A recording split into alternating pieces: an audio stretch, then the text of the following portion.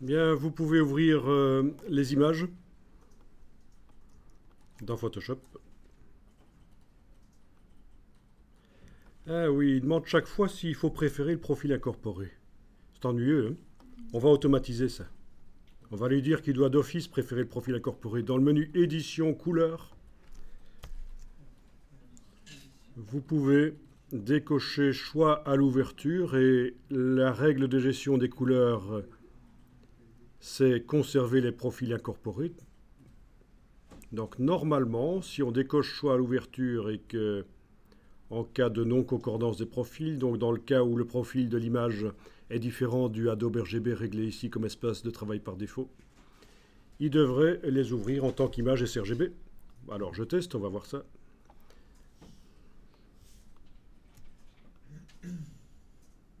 Ben voilà, là ça marche, en une fraction de seconde il les a ouvertes. Plus de messages. Donc édition couleur.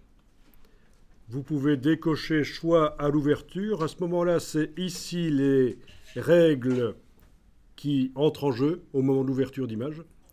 Et la règle choisie ici, c'est de conserver les profils incorporés. Donc j'ai dit, si une image a un profil sRGB dedans, elle s'ouvre en tant qu'image sRGB. Si elle a un profil ProPhoto, elle s'ouvre en tant que ProPhoto, etc. Ben oui. Alors bien sûr, il y a quelque chose qui améliore énormément la qualité d'une photo quand on a des photos pourries comme ça, c'est de redresser les verticales.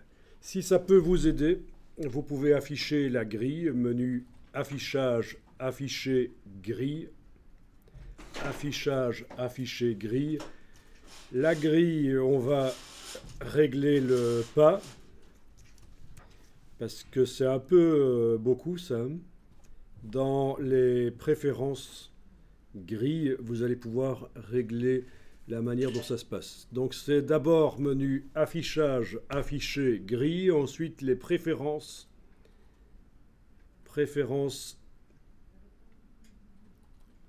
repère grille et tranche.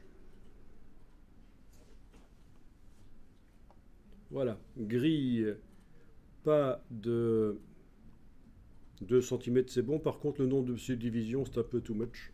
Je vais mettre une. Voilà, on voit derrière ce que ça donne. OK.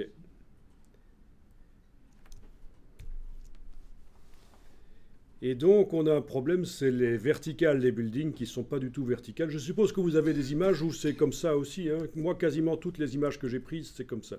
Bon, là, c'est normal, hein, c'est un truc bizarre. Moi j'ai un problème, Mais c'est un peu comme moi, celui-là.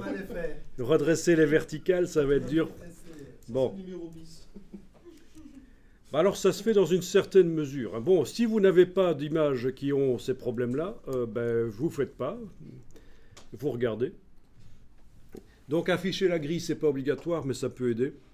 Et alors, le principe, c'est que je vais double-cliquer sur le calque d'arrière-plan parce que je ne sais pas aller chercher la transformation manuelle. Donc je double-clique sur le calque d'arrière-plan pour le transformer en calque 0. Et là, je vais pouvoir aller chercher la transformation manuelle dans Édition, Transformation manuelle. Et là, avec la touche CTRL, je prends les poignées et je tords pour redresser. c'est ça qu'on met des points de chute ou je sais pas quoi. Point de fuite, c'est ça. Édition, transformation manuelle et quoi? Édition, transformation manuelle et prendre les poignées du coin en enfonçant la touche CTRL de manière à tordre l'image et on s'arrange pour que les verticales de l'image soient vraiment verticales. Et pourquoi dans ce cas-ci on n'utilise pas la manière que tu avais montré hier avec juste le trait, à remettre le trait le long de... Alors la manière qu'on a vue hier, c'est pour les grands angles, c'est quand on a des courbes. C'est pour remettre droit les courbes. Voilà, je valide, je peux enlever affichage extra, et voilà.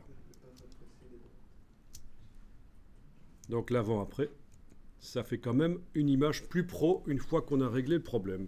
Ceci dit, si vous êtes photographe, au moment de la prise de vue, vous pouvez utiliser un objectif à décentrement. Vous connaissez ?